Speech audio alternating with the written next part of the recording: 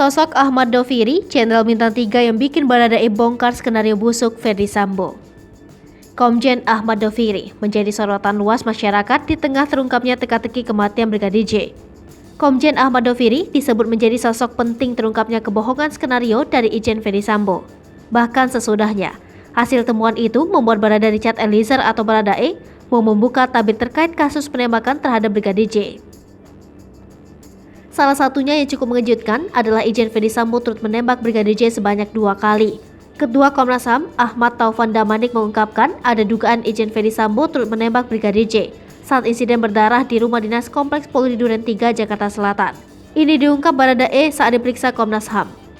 Namun, di balik itu semua, seorang Jenderal Bintang 3 ternyata ikut berperan membuat Baradae buka suara.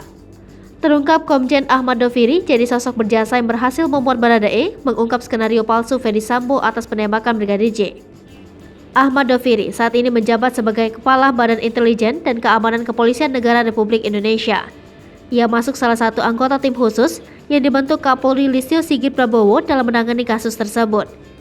Dalam tim khusus tersebut, terdapat 4 perwira tinggi lainnya yang turut mengusut tuntas kasus penembakan sesama anggota polisi yang menggemparkan publik. Tidak hanya itu, Badan Intelijen Keamanan Polri atau Baintelkam Polri yang dipimpin Ahmad Doviri turut berjasa dalam pengungkapan CCTV di kasus pembunuhan Brigadir J oleh Ferdi Sambo. Sebelumnya, video CCTV yang ada di tempat kejadian perkara pembunuhan disebut hilang bahkan rusak tersambar petir. Namun ternyata, CCTV tersebut ada dan masih dalam kondisi bagus.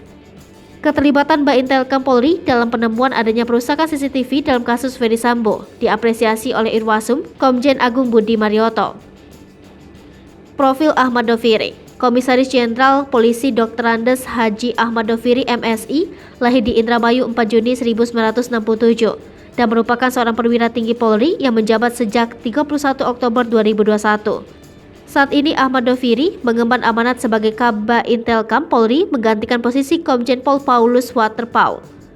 Ahmad Doviri merupakan lulusan terbaik Akpol 1989 dan menjadi penerima bintang Adi Makayasa. Ia berpengalaman dalam bidang SDM.